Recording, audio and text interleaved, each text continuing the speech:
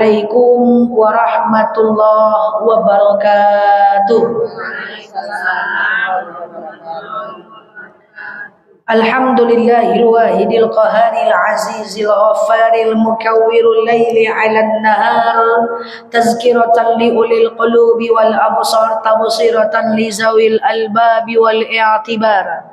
Walhamdulillahilladzi nahmaduhu nasta'inuhu nastaghfiruh wa na'udzu billahi min syururi anfusina wa min sayyiati a'malina may yahdihillahu fala mudhillalah wa may yudlilhu fala hadiyalah.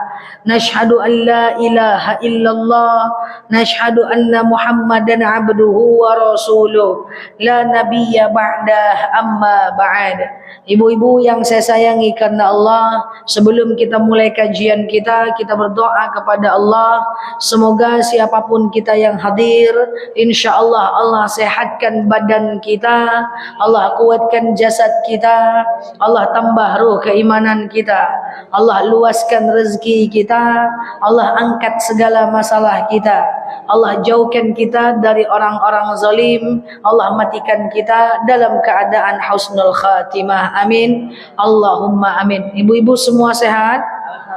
Baik, alhamdulillah. Selanjutnya innallaha wa malaikatahu yusalluna 'alan nabi ya ayyuhalladzina amanu sallu 'alaihi wa sallimu taslima. Salawat salam kita hadiahkan kepada baginda Rasulullah sallallahu alaihi wasallam dengan lafaz Allahumma salli ala Muhammad wa ala ali Muhammad. Ibu-ibu, sesuai dengan kesepakatan kita di Jumat keempat kita jalasa munah, yaitu tanya jawab. Ya, seperti biasa, kalau ada yang mau bertanya silahkan, kalau tidak kita cukupkan. Tafadhol. Abu Farina. Iya, saja dekat sih. Enggak, aman. Tanya yang berbeda saja. Iya, tanyanya bebas, Mbak. Tafadhol. Abu Farina.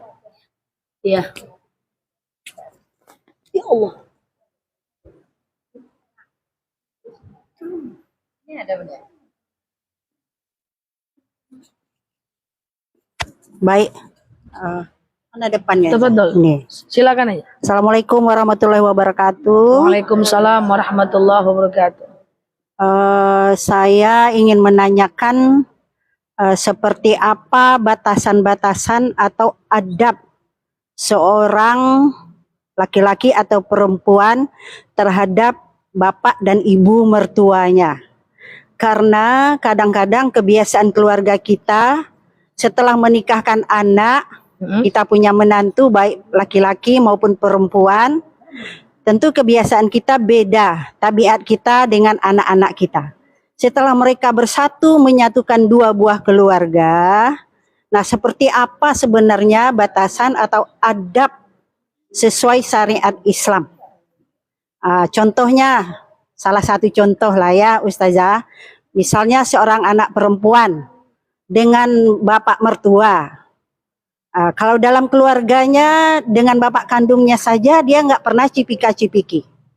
Sedangkan dengan bapak mertuanya dia karena kebiasaan di keluarga mertua barangkali dia lumrah saja cipika-cipiki. Nah, jadi seperti apa sebenarnya batasan adab seorang anak kepada bapak dan ibu mertuanya baik laki-laki dan perempuan? Itu saja Ustazah, makasih atas kesempatannya. Baik, untuk pertanyaan ini adalah tentang batasan anak dan mertua. Jadi ketika kita punya anak, kita suami istri punya anak, anak itu adalah anak kandung kita. Maka dia punya calon suami. Calon suaminya itu adalah orang lain.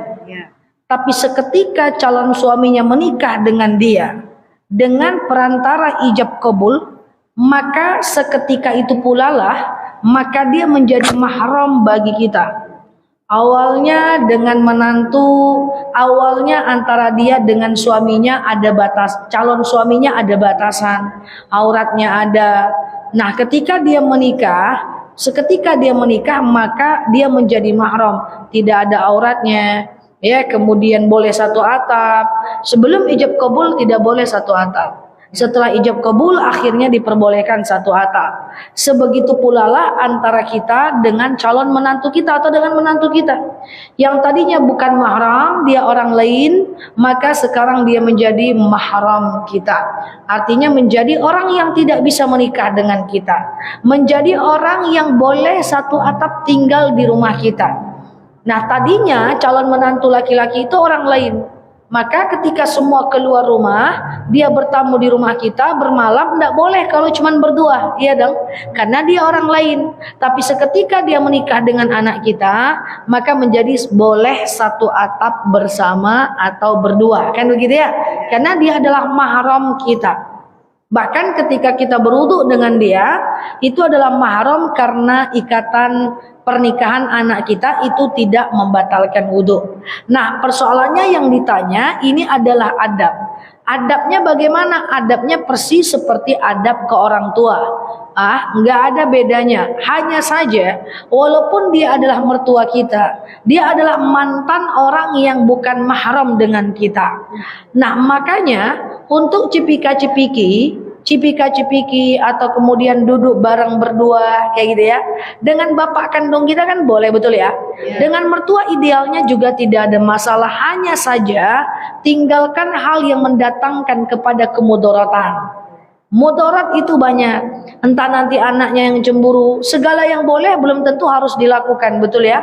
Entah nanti emaknya, istri dari mertuanya yang perempuan yang cemburu, yang pada akhirnya mendatangkan kemudaratan. Maka hilangkan segala sesuatu yang mendatangkan kepada kemudaratan. Jaga adab, bila perlu jangan berdua saja. Ya, hal ini berlaku karena bagaimanapun secara syariat dia adalah mertua kita. Tapi secara psikologis, secara hukum sosial, maka banyak hal-hal yang harus ada adab. Adab itu walaupun tidak melanggar syariat, kalau dilanggar nggak enak. Saya ulang ya, adab itu walaupun tidak melanggar syariat, tapi kalau dilanggar nggak enak. Contoh kita pengajian, ibu baring di sini, kemudian ibu santai sambil main handphone, kan boleh. Yang penting ibu ngerti apa yang saya sampaikan. Tidak melanggar syariat. Tapi kan pada akhirnya adabnya aja yang kena. Tapi bukan berarti itu sesuatu yang boleh kita lakukan secara gambaran ya. Sama dengan misalnya nih, ada seorang laki-laki yang dia itu auratnya dari pusat sampai lutut. Ya. Maka kalau dia sholat, cukup tutup pusat sampai lutut, sah sholatnya. Dia pakai singlet aja, sah sholatnya. Tapi kan bukan berarti harus kita jabanin, harus kita lakukan. Maka begitu juga ke mertua, ngobrol berduaan dengan mertua. Secara syariat is okay, tapi kan sesuatu yang boleh. Kalau dia sudah melanggar adab, walaupun tidak melanggar syariat, kita hindarkan. Paham ya? Jadi dikontrol lagi akhlaknya, kita benerin bahwa dijaga. Enggak, dengan orang tua kita pun kita jaga. Ya, dengan orang tua kita pun kita jaga. Lah dengan orang tua kan enggak apa peluk-pelukan kayak gitu ya, dengan bapak misalnya, antara anak gadis dengan bapak kan enggak apa-apa peluk-pelukan. Tapi kalau peluk-pelukan terus kan adabnya nggak kena, kan nggak ngelanggar syariat, tapi adabnya kena. Jadi saya ulang kuncinya, sesuatu yang dibolehkan melanggar adab, tapi secara syariat tidak masalah, tidak harus kita kerjakan seperti itu. Nah, termasuk adab kepada mertua, misalnya nih lebih akrab dengan bapak mertua dibandingkan dengan suami sendiri, lebih sering curhat kepada mertua dibanding suami sendiri. Ya, kalau apa-apa nangis-nangis di hadapan bapak mertua dibanding suami sendiri. Nah, itu kan nggak ada masalah secara syariat, toh. Tapi kan secara adab dia melanggar, toh. Kan kita pengen jadi orang yang beradab seperti itu. Clear? Clear. Next. Paham? Bismillahirrahmanirrahim. Assalamualaikum warahmatullahi wabarakatuh. Waalaikumsalam. Yang saya tanyakan Ustazah tentang ramalan.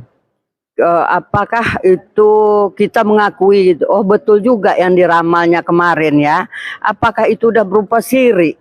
Cuman kita ngucapkan aja, betul juga ya, kemarin ramalannya seperti ini, rupanya terjadi. Apakah itu berupa syirik? Ustazah, terima kasih. Assalamualaikum warahmatullahi Baik, wabarakatuh. terima kasih. Dalam ajaran Islam, dosa syirik itu dosa yang harus kita tinggalkan. Dalam dalil dikatakan, innallaha yaghfiru dzunuba wa yaghfiru ma duna dzalika illa syirik. Allah akan ampunkan semua dosa kecuali dosa syirik. Syirik ini terbagi dua, syirik asgar, syirik akbar. Bahasa Indonesianya syirik kecil, syirik besar. Syirik besar itu menyembah bulan, menyembah berhala, menyembah matahari. Saya tidak khawatir ibu-ibu terjebak dengan syirik besar, insya Allah amanlah. Tapi ada namanya syirik kecil. Syirik kecil diantaranya adalah percaya kepada ramalan, percaya kepada sio dan bintang, percaya kepada mitos, ya, berobat dengan bedah ayam, kemudian mencintai manusia berlebihan, lebih cinta daripada kepada Allah. Itu namanya syirik mahabbah. Kita udah bahas syirik dalam majelis ini. Cuman yang mau ditanyakan nanti kapan-kapan kita ulang lagi tentang syirik. Cuman yang ditanyakan oleh ibu adalah ketika ada orang meramal, ketika ramalan itu terbukti, lalu kemudian kita bilang, betullah rupanya lamaran itu. Itu sudah termasuk bagian dari memafhumkan, memahamkan dan mengiyakan kesyirikan. Jadi jangan seperti itu. Silakan lakukan sholat sunat taubat. Meramal nggak boleh, berarti kita mendahului Allah. Ya, apa yang belum Allah kerjakan kita sudah pikirkan. Kan hebat lagi kita pada Allah itu. Allah belum mengerjakan, kita udah membayangkan. Bayangkan tuh. Ya itu kan syirik ya. Itu menyamai, mengambil tugas Allah. Ya, jadi hati-hati ya. Pikiran juga jangan terlalu overthinking, nggak boleh. Kita mikir buruk-buruk masa depan. Oh, aku mimpi buruk berarti masa depanku buruk. Aku mimpi baik berarti masa depanku baik. Allah belum mengerjakan, kita sudah memikirkan. Jadi nggak boleh. Segera lakukan sholat sunat taubat. Sengaja aku sholat sunat taubat 2 rakaat sunnah atasku karena Allah. Ya, lakukan. Dan jangan lagi dekat-dekat dengan orang yang suka kedukun, yang suka ramalan, yang suka pergi ke orang-orang pintar. Karena kalau seandainya dia cerita ke ibu hasil dari dia pergi ke dukun dan ibu mengangguk, itu berarti mengiyakan perdukunan. Ya, kalau kecuali ibu nasihati, jangan gitu lagi, woi, tak boleh itu do. Nanti dibilangnya pula ibu, so alim kau mah, dah tak tahan, curhat lagi Ustazah Nela, gimana ya kalau teman bilang saya so alim. Jadi kalau tak tahan, teman tuh yang baik-baik aja lah, ya kan? Kalau ada ibu tahu dia syirik, dia pergi ke dukun, ibu caranya adalah ingatkan dia. Tidak sanggup ibu mengingatkan dia, cari teman lain yang lebih aman. Karena setiap ibu mendiamkan perdukunan, mendiamkan kesyirikan, ibu bagian dari orang yang melakukan. Makanya saya sering bilang kepada jamaah bahwa kalau tak mampu mengingatkan orang yang salah, maka bertemanlah dengan orang yang baik aja. Tidak ada orang baik di rumah aja lah.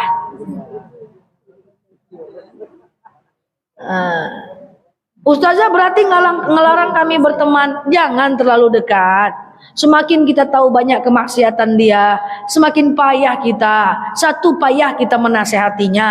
2, payah kita menjaga aibnya. Tersebut pula sama orang nanti gosip kita. Payah kita menjaga aib kawan tuh. Jadi jangan bergaya-gaya bahwa bertemanlah dengan semua orang. Setiap punya teman baru bertanggung jawab. Ada tanggung jawab. Dalam agama Islam ini tak pernah kita disuruh ngurus diri sendiri. Dalam agama Islam ini kita disuruh ngurusin orang lain. Gimana orang lain itu bisa lepas dari keburukan, gimana saling menasehati dalam kebaikan. Kalau ada kita yang suka bilang dia, aku, lantaklah, inyo, awak, dosa tong masing-masing, itu bukan bahasa Islam. Islam itu tidak seperti itu. Dalam Islam ada konsep ta'awun. Ta'awanu 'alal birri wat taqwa wa la ta'awanu 'alal ismi wal udwan. Bertolong menolonglah dalam kalian dalam kebaikan. Jadi kalau udah ada teman tuh fasik, orangnya suka ngomongin orang, suka gibahin orang, Tahan ibu menasehatinya, berkawanlah. Kalau ibu tak tahan, jangan. Yang saya takutkan berteman dekat-dekat dengan orang yang kayak gitu, ibu nanti ingatkan dia, dia tersinggung. Kalau ibu tidak mampu mengingatkan, ibu ceritakan belah sama orang.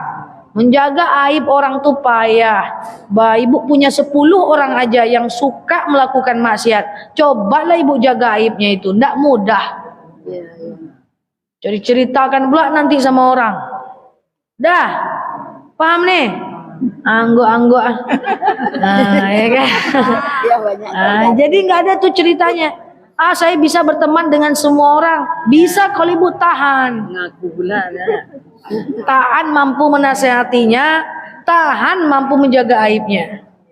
Clear? Nah, silakan. Mik. Saya lagi Ustazah. Oh, ya. Assalamualaikum Ini dulu ya Bu, izin ya. Ibu ini dari tadi. Silakan. Begini Ustazah. Ini yang mana yang? Oh, iya. Oh, mau ngambil kue. Buat apa? Terus. Buat kita aja. Oh, siap.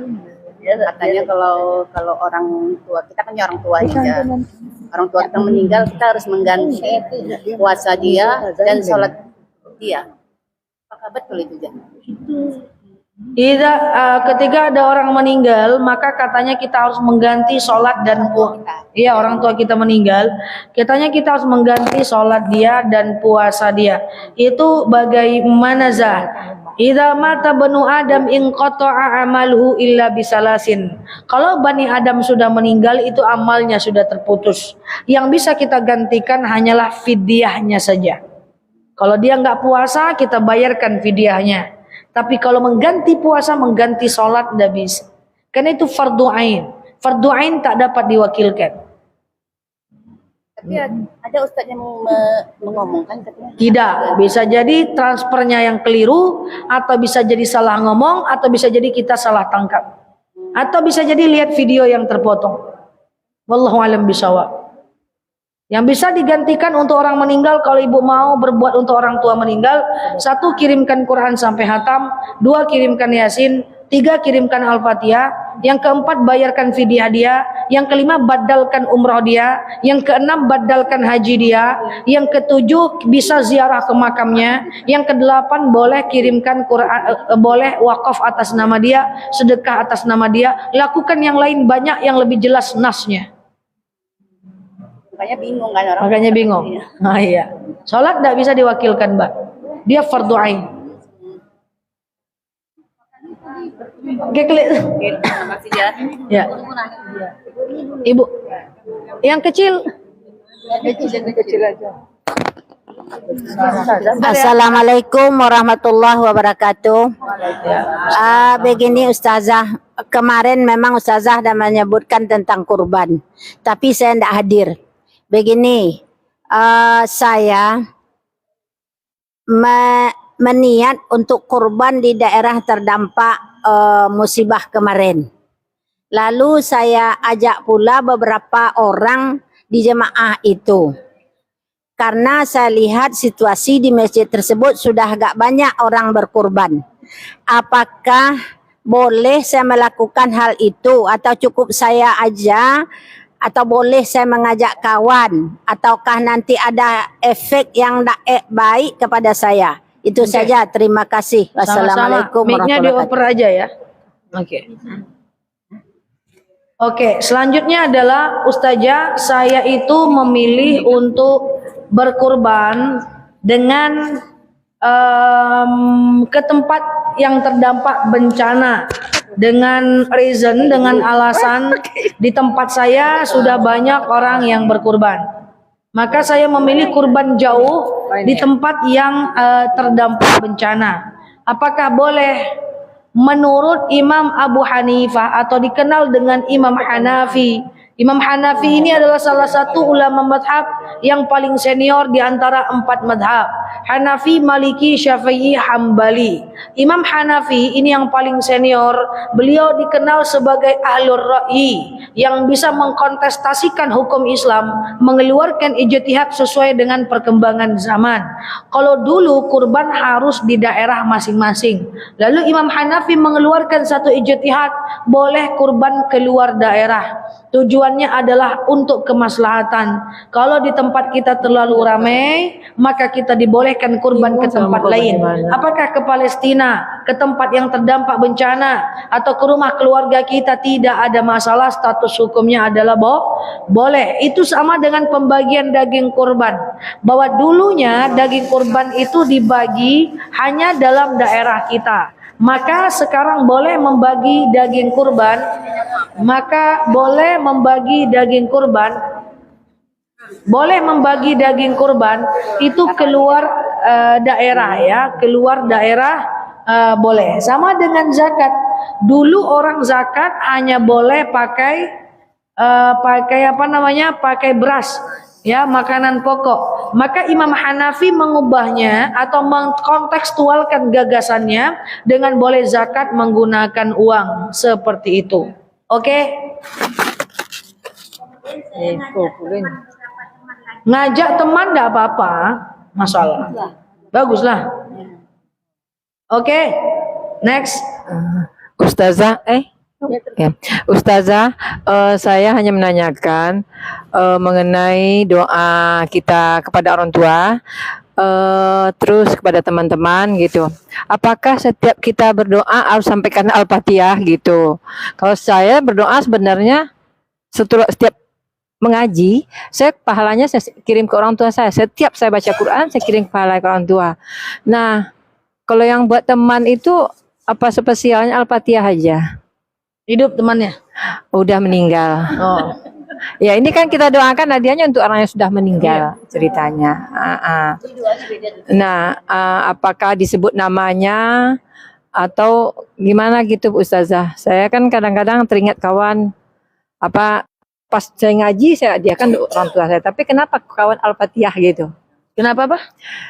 Setiap baca Al-Quran hadiahnya itu kepada orang tua yang terutama ya. Ya. Nah, kalau untuk teman kan kata Ustazah tadi kirimkan Al-Fatihah gitu. Atau yang kita kenal dekat lah gitu. Nah, apa bedanya mengaji kirim ke orang tua dan Al-Fatihah buat teman kita gitu? Baca Ustazah. Ustazah, boleh nggak kita kirimkan Al-Fatihah untuk teman kita misalnya yang meninggal dunia, kayak gitu kan ya? Teman kita yang meninggal dunia. Jadi ibu udah sering kirimkan Al-Fatihah untuk orang tua sekaligus aja, nggak ada masalah. Ya Allah, saya baca Al-Fatihah, dengan Al-Fatihah ini lapanglah kuburan mak saya, ringanlah sisa kuburnya, kawan saya amankan dia di kuburnya, gitu kan ya? Dan lapangkan kuburannya, jangan kau hidupkan lagi dia, misalnya gitu ya, atau apalah gitu ya, berdoa ya, atau Allahumma khususon ilah, Allahumma khusus ilah, gitu kan, ya Allah khusus untuk, ya Allahumma khususon ilah, ilah ruhi, siapa? Orang tuaku, kawanku, atau enggak sebut nama, umum juga enggak ada masalah, semua kawan-kawan yang pernah aku kenal, boleh. Baca Yasin gitu, baca Al-Quran gitu boleh, baca Al-Fatihah gitu boleh ya. Nah, jadi gini Bu ya, amalan kita itu bisa kita doakan pahalanya untuk orang. Setiap kita baca Quran, kita doakan pahalanya untuk teman kita, sahabat kita, orang tua kita. Setiap kita sedekah, kita bisa doakan pahalanya ya. Untuk orang tua yang meninggal, untuk teman yang meninggal, yang bisa diwasilahkan tuh satu bacaan Yasin. Itu namanya wasilah. Apa namanya? Wasilah, ya guys. Wasilah. Bacaan Yasin bisa. Kemudian bacaan Al-Fatihah bisa. Sholawat bisa.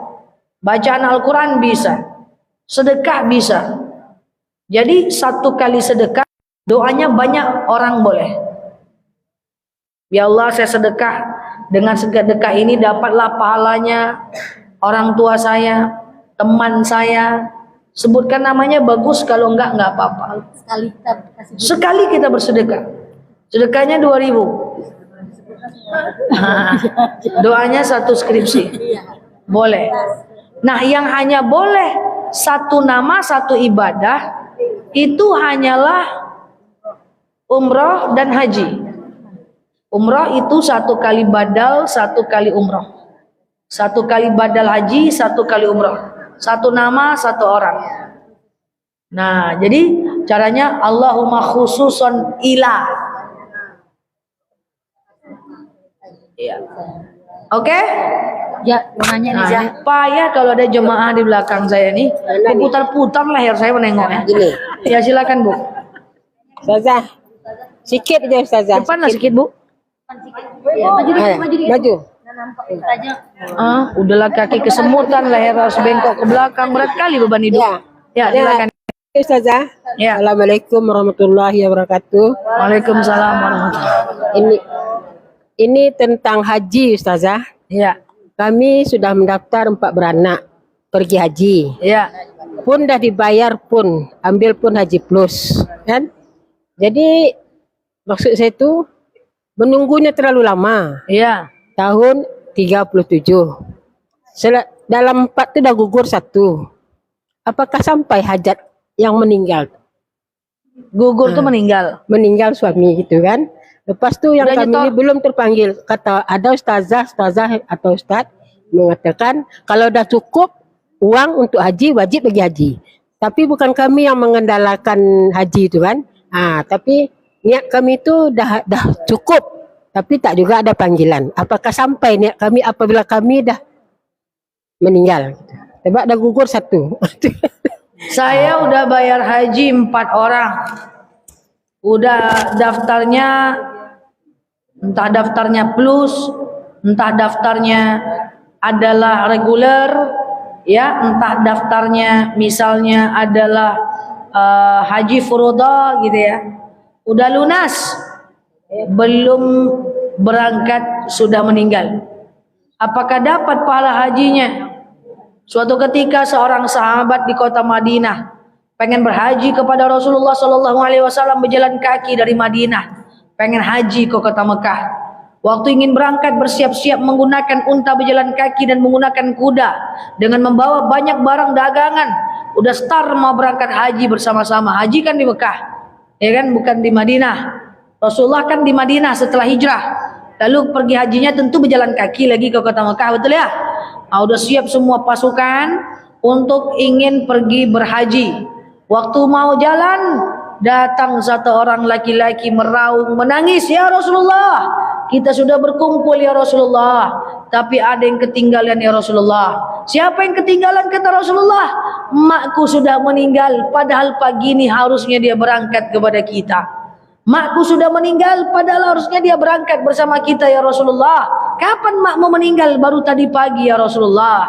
Maka Rasulullah berkata, "Makmu faka'annana, sama dapat pahala seperti pahala kita semua." Ya, pahalanya sama seperti sudah pahala haji. Berdasarkan dalil dan kejadian ini, maka orang tua dari atau saudara kita yang pengen berangkat haji lalu kemudian tak jadi, sama dengan pahala haji. Ada rezeki, daftar aja. Ketika dikeluarkan uang, meninggal, pahala sama dengan haji. Hal ini senada daripada Aisyah radhiyallahu anha bersama Rasulullah pergi berangkat melakukan perjalanan haji dari Mekah, dari Madinah berjalan kaki di Mekah. Di tengah jalan Aisyah haid. Ini kasusnya beda lagi nih. Di tengah jalan Aisyah haid. Nah, ketika Aisyah radhiyallahu anha haid, lalu kemudian dia bertanya kepada Rasulullah, "Ya Rasul, cemana nih ya Rasul? Saya haid." Apa kata Rasul? "Pahalamu sudah sama dengan pahala haji." Nah, hal ini senada kepada dari seorang sahabat radhiyallahu anha yang ingin belajar menuntut ilmu. Kalau dulu orang mencari guru menuntut ilmu itu berjalan kaki 7 hari 7 malam.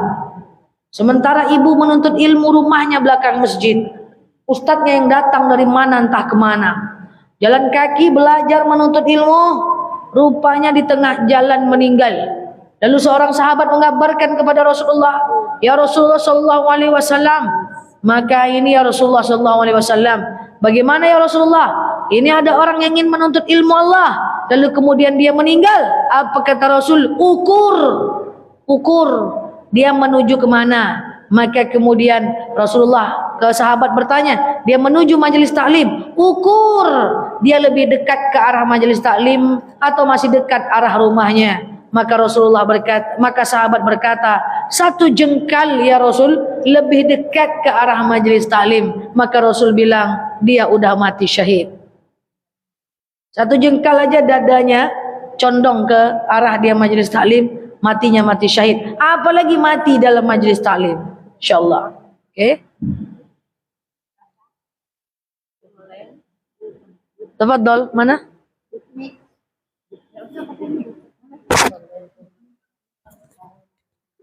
Aduh. Enggak jalan.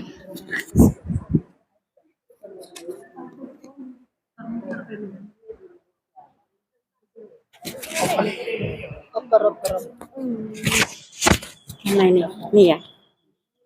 Assalamualaikum Ustazah. Ya. Seperti ini hadis, tapi saya tak berani mengungkapkan hadisnya. Saya ambil artinya. Kira-kira begini Ustazah. Setiap kamu adalah pemimpin. Setiap pemimpin akan ditanya pertanggungjawabmu atas apa yang kamu pimpin. Pertanyaan saya, apakah yang dimaksud di sini untuk setiap kamu hanya ditujukan kepada pimpinan agama, pimpinan negara, pimpinan lembaga, atau pimpinan organisasi?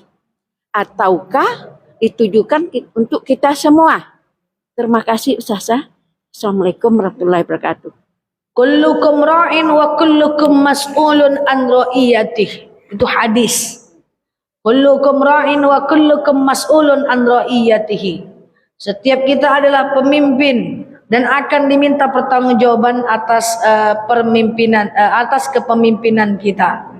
Nah, pertanyaannya adalah, apakah pemimpin ini adalah presiden atau pemimpin organisasi atau pemimpin perusahaan atau ketua kelas yang ada di sekelas atau ketua presiden kampus atau ketua organisasi atau ketua majelis taklim? Apakah yang dimaksud itu adalah pemimpin seperti itu atau termasuk adalah perorangan? Jelas perorangan. Kullukum ra'in. Setiap diri kita ini pemimpin atas diri kita. Wa kullukum mas'ulun an ra'iyatih. Maka kita akan diminta pertanggungjawaban atas diri kita. Kita pemimpin bagi tangan kita. Kita pemimpin bagi kaki kita. Kita pemimpin bagi mata kita. Kita pemimpin bagi hawa nafsu kita. Kita pemimpin bagi pikiran-pikiran buruk kita. Kita pemimpin kepada pilihan-pilihan hidup kita. Dan semua itu akan dipertanggungjawabkan. Ini kaki kita yang pimpin. Apakah kaki ini pergi ke tempat maksiat? Apakah kaki ini pergi ke tempat-tempat yang jahat? Atau kaki ini pergi ke majelis-majelis taklim? Semua nih kaki akan diminta pertanggungjawaban. Tangan ini apakah digunakan untuk kebaikan? Apa digunakan untuk mencuri? Diminta pertanggungjawaban. Pikiran ini digunakan untuk memikirkan hal-hal yang penting atau cuman julid-julid kepo-kepo urusan orang, tetap akan diminta pertanggungjawaban. Lidah lidah ini apakah digunakan untuk ngomong yang baik-baik atau ngomong-ngomong urusan orang yang bukan urusan kita?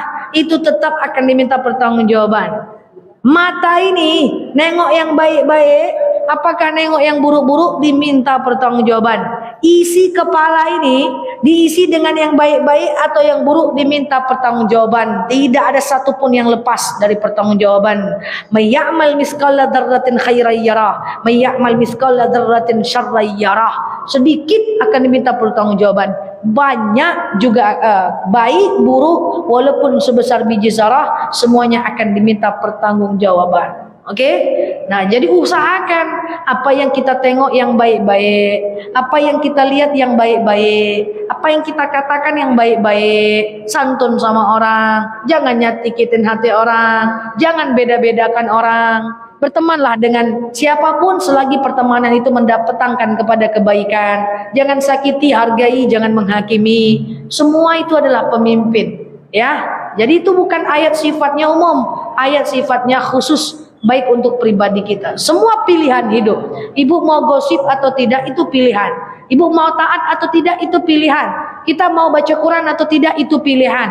Kita itu mau jadi orang yang soleh atau tidak itu pilihan. Dan setiap pilihan ada pertanggungjawaban. Yang baju merah mau tanya. Motor buku boleh nggak jadi rumah? Ya. Hah? Di sholat di rumah. Udah.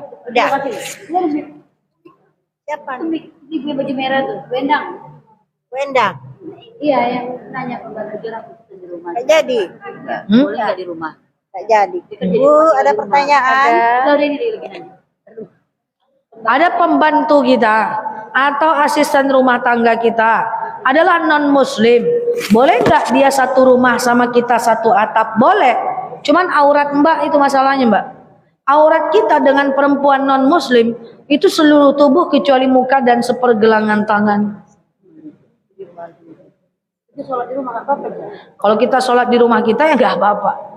Cuman aurat kita, masa mau setiap ketemu dia tutup aurat terus? Aurat. Ada lagi? Bu, tanya Bu, kalau ada orang meninggal kita nggak tahu namanya, tapi tahu mukanya. Kita kirimkan doa sama dia gimana aja? Bayangkan aja wajahnya. Boleh. Tanya Bu. Nggak tahu namanya atau lupa namanya, dia meninggal kita bayangkan aja mukanya atau bilang teman saya. Emang saya. Oke? Bing Adam gitu.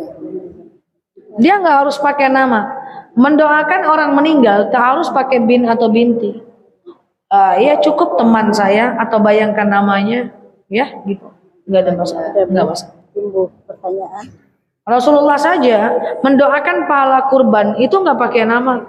Dia cuma bilang pahalanya untuk istriku, anakku, para mujahid, orang-orang yang mati syahid, ya kan? Gitu. Boleh? Bisa? Ya, silakan. Ya. Assalamualaikum. Ini mengenai pembahagian harta warisan. Kami ayah saya meninggal tahun 1998. Ibu baru 2021. Selama ayah meninggal, hartanya tidak kami kutak-katik karena mengingat ibu. Setelah ibu kami meninggal, barulah kami bagi. Di dalam itu Ustazah, kami kan 5 adik-beradik. Cuma meninggal yang tua meninggal duluan dari mak saya, dari ibu. Jadi waktu pembagian harta warisan, saya memang anak nomor 2, tapi kan wanita. Yang nomor 3 laki-laki. Yang adik saya nomor 3 dia bilang gini, udah kita bagi 4. Karena abang kan udah meninggal sebelum mak meninggal. Jadi dia enggak dapat, kata adik saya. Karena saya wanita, saya ikut-ikut aja. Kemudian adik saya ngomong lagi, kenapa diikutkan abang? Abang sebelum menjadi kepala dinas saja dia udah kaya. Tak usah lagi. Jadi saya dalam hati ini Ustazah berkata-kata juga. Sering saya tanya, bagaimana seharusnya pembagiannya? Walaupun abang saya sudah meninggal. Terima kasih Ustazah. Untuk warisan tidak bisa kita bahas seperberapa persennya. Karena itu menyangkut. Maknya punya kakak enggak? Kakaknya laki-laki atau perempuan, maknya punya anak berapa, anaknya laki-laki berapa, perempuan berapa, dia punya cucu enggak, repot nanti menjawabnya kalau dalam majelis. Cuman kalau karena lain jumlah anggotanya, lain bagian warisannya, lain jenis kelaminnya, lain nanti bagian dari jumlah dari warisannya. Anak 5, 1 perempuan 4 laki-laki, atau 4 laki-laki 1 perempuan, 2 laki-laki, itu beda semua dan bedanya jauh sekali ya. Nah cuman pertanyaannya saya coba kerucutkan, orang meninggal apakah dia dapat warisan? Nanti cucunya dapat namanya asobah atau anak dari orang meninggal. Iya. Ada nggak dia punya anak? Ada. Kalau ada punya anak, cucunya dapat nanti namanya asobah. Oke. Pembagiannya beda ya. Pembagiannya beda. Tapi kalau berapa persennya itu banyak variabelnya. Baru ketemu. Ya saran saya kalau ibu-ibu yang tak tersentuh dengan saya atau tak terjawab sama saya, soal warisan ini nggak bisa dibahas umum. Karena beda dia rupanya punyalah dia adik kandung. Rupanya punyalah dia anak dari istri keduanya. Itu udah kacau itu. Susah itu. Makanya saran saya umumkan, kalau ibu mau membagi warisan dengan bagus, tepat, ibu bisa pergi ke kantor-kantor seperti Basnas, kemudian pengadilan agama dan konsul ke di situ. Kalau tak tersentuh sama saya, paham ya? Karena dia beda jumlahnya nanti. Lain anaknya, lain lagi jumlahnya. Rupanya dia ada cucu, rupanya dia ada adik beradik. Kan kayak gitu ya. Nah, makanya kita pernah membahas warisan di sini kan. Jadi Bu Ustazah gini, Kita cuman bahas hibah, wasiat dan waris. siapa yang bicara kalau anak itu meninggal lebih dulu daripada orang tua, tetapi kan dia punya anak, harusnya kan tetap dapat warisan apa? Dia nggak dapat warisan kan? Asoba Mbak, nanti cucunya Mbak. Iya, Iya. ke cucu jatuhnya. Kecuali dia nggak punya turunan kayak abang saya kan nggak tahu. Misalnya kita punya abang meninggal lebih dulu dari orang tua kita, tapi Cucunya. abang masih punya istri. Enggak, cucunya anaknya. Cucu yang kan yang dapat warisan tidak. Turunannya bukan temenan. Oke? Terima kasih Ustazah. Ayo 5 menit lagi. 5 menit lagi. Bagiannya di gimana? Tapi kalau dibagi aja rata enggak ada masalah. Intinya adalah kalau dia dibagi rata, dia warisan itu sesuai dengan ajaran syariat. Tapi kalau pada akhirnya semua ikhlas, bagi rata, nanti yang meninggal itu dikasih ke anaknya, ya itu nggak ada masalah. Bagi rata juga nggak ada masalah. Kan kami kan orang tua kami kan 8 orang ya. Cuma perempuan 3 laki-laki. Tapi kata bapak kan bagi rata aja. Nggak apa-apa, nggak masalah. Tidak ada 2 bagian laki-laki. Nggak ada masalah. Apalagi dia ngomong pula saat dia hidup, wasiat namanya. Disaksikan oleh banyak orang. Itu wasiat namanya. Ya kan, nggak masalah. Kalian jangan ribut-ribut ya. Kalian jangan ribut-ribut, nanti bagi aja rata 8. Kemudian yang penting semua ikhlas, apalagi itu diungkapkan oleh bapak saat dia hidup, disaksikan oleh orang lain, wasiat namanya. Dia maunya harta dia diapain, suka-suka dia, gitu ya. Nah, sekarang kan bapak itu belum bilang. Ya, itu kan dia udah meninggalkan wasiat. Iya, jadi kan ini. Jadi kami kan ada rumput.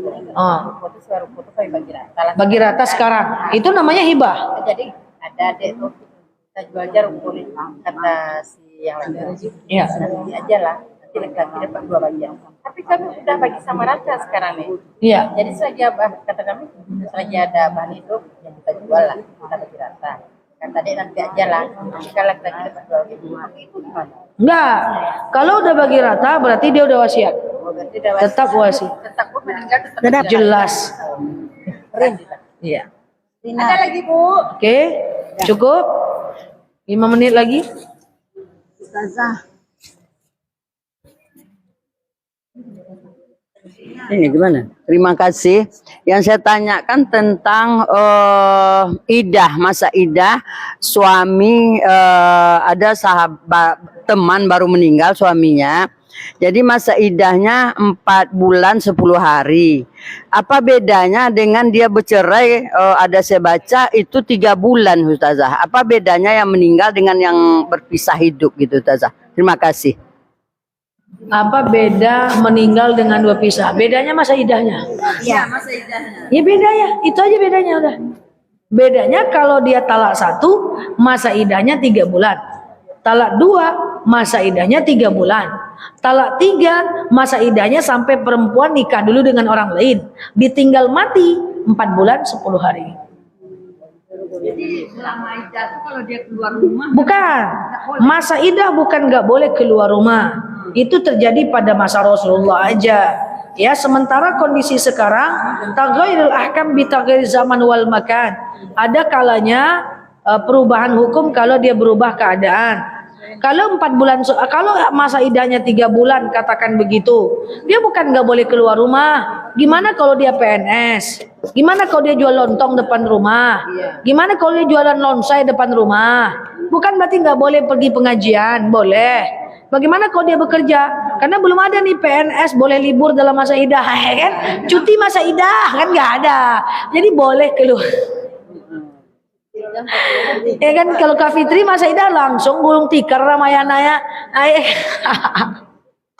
Jadi bukan nggak boleh keluar rumah seperti itu, tapi tidak boleh menjalin hubungan dekat atau jinsiah dengan laki-laki lain.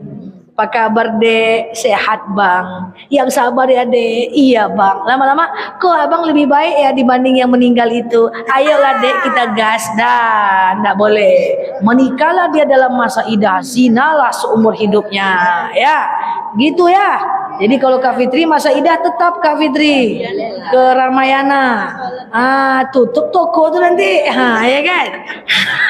Jadi Ustazah dia nggak mau pergi ngaji, biasa pergi wirid, dia nggak wirid. Ya, gitulah yang terjadi, pemahaman keliru. Oh, dia pergi pengajian jadi nggak pergi. Pengajian kan perempuan semua.